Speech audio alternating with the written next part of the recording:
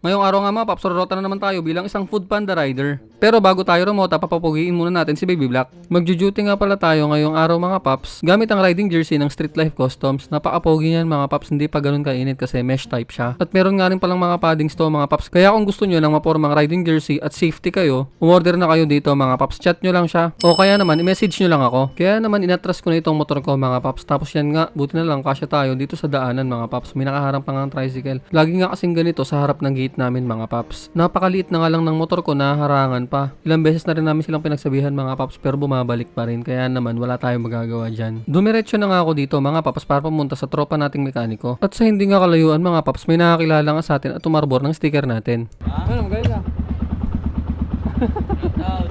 At kay Crispin dyan. Ayun, sige paps.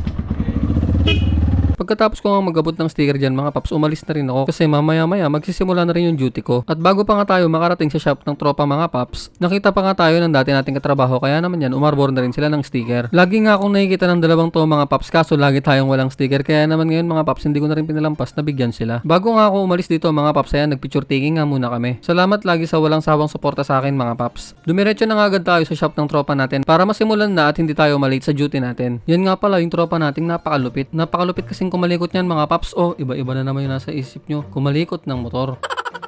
Park light nga pala yung pinapalitan natin sa kanya mga paps kasi kayang-kaya niya yung sungkitin. Pag yung iba kasi magpapalit ng park light natin mga paps, kailangan pang baklasin yung buong ulo ng motor natin. Kaya naman sa mga may Kawasaki na motor dyan mga paps, ipunta nyo lang dito kung hindi nyo kayang patinuin. At habang pinapalitan niya nga yung park light natin mga paps, pinapalitan ko naman yung tank cover natin kasi napakatagal na ng tank cover natin mga paps. Nilalagyan ko na nga lang ng plastic yun para hindi mabasa eh. Sobrang napugian nga ako sa tank cover na nakuha natin mga paps, kaya naman sana mapugian din kayo.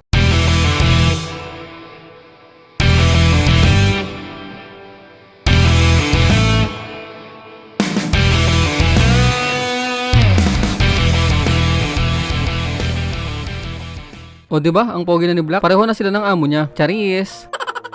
Sakto nga din yung pagkatapos ng motor mga paps kasi oras na para mag-duty tayo. Ganyan nga pala kami mag-time in mga paps para may sinto-sinto lang, diba? Nagtatawanan nga kami kapag ganyan nakikita namin yung isa't isa eh. Nagpaalam na nga rin ako kay Paps Joel dyan mga paps kasi may pumasok na first booking natin. Gongcha nga ang una nating pagkukuhanan dito mga paps. At dito nga lang din natin i-deliver sa Villegas San Fermin. Masasabi ko nga napakaswerte ng first booking natin na to mga paps kasi meron agad tip na 40.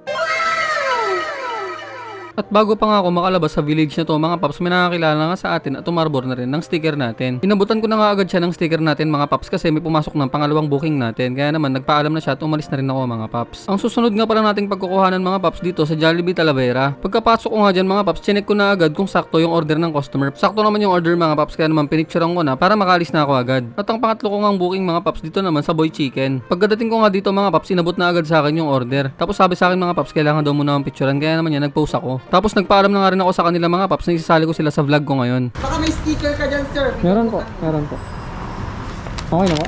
Okay, sir. Ay, galing naman ni Kuya. Ito po. Ay, thank you, sir. Thank you po. Mami. Anong vlog mo bro? Pops Jam. Sige po, thank you. Pagkatapos ko nga magbigay ng sticker dyan mga paps, nagpaalam na rin ako sa kanila dahil medyo malayo-layo pa ang pagdideliveran natin ito. Pagdating ko nga sa location mga paps, binigay ko na nga yung order ni sir. Tapos nagpaalam na nga rin ako, sasama ko siya sa vlog ko mga paps. Pumayag naman siya kaya naman yan, binigyan ko na siya ng sticker. Pagka-drop ko nga ng order dyan mga paps, may pumasok na nga agad na susunod na booking natin. Dito naman natin kukunin sa pere-pere yung order mga paps. Napakakulit nga ng mga staff dito mga paps, marunong sumabay sa kakulitan. Kaya naman po shoutout sa lahat ng staff ng pere-pere. Kung kanina medyo malayo nga yung pinagdeliveran natin mga paps, ngayon naman napakalapit lang. Kasi dito lang natin kinuha sa SM tapos di-deliver lang natin dito sa Amity. Ang sumunod naman nating booking mga paps dito na naman sa Jollibee Talavera. Nag-aantay na nga lang ako dyan mga paps kasi may kulang pa ito. Nagtanong pa nga isang kapanda natin dito mga paps kasi hindi siya makapaniwala lahat yan sa akin. Pagkakuha ko nga ng order mga paps, umalis na rin ako agad kasi medyo malayo na naman yung pagdeliveran natin ito. Pagkalabas ko nga mga paps, nagaya na nga agad ng kape itong kasama natin. Sigurado paldo na to, pa-chill-chill na lang eh. Dito nga pala natin i-deliver ito sa municipal mga paps. Pagdating ko nga dito mga paps, inabot ko na nga rin yung order agad nila sir. Tignan niyo naman yung hawak niya mga paps, napakarami diba? Nagabot na nga rin ako ng sticker natin mga paps kasi nakita ko may motor si sir. Dito naman tayo nag-pick up ngayon sa Mang Inasal mga paps. Ayan, buti na lang okay na yung order. Umalis na nga rin ako agad dyan mga paps para makarami pa. Buti na lang mga paps, nagawa na agad yung order natin. Kasi pag ganito karami yung tao mga paps, sigurado nag-aantay talaga kami. Dito naman sa McDo, ang sunod natin pinag-pick upan mga paps. At ayan, humingi na rin ako ng tubig nila na may yelo. Bago pa nga ako makalabas sa compound na pinag-deliveran ko mga paps, may nakakilala pa nga sa atin. At ayan, umarbon nga ulit sila ng sticker natin. lagi daw silang nanonood ng mga vlog natin mga paps. Kaya naman salamat palagi sa suporta. May pumasok na naman ngang booking mga paps dito sa McDo at habang hinihintay ko nga muna mga paps, uminom na nga rin ako ng tubig. Pagdating ko nga sa location mga paps, inabot ko na nga rin yung order ni ma'am. Tinitignan niya nga ako dyan mga paps kasi parang kilala niya daw ako, kaya ayun, nagpakilala na nga ako. Shoutout pala sa'yo Kabagis, salamat sa tip!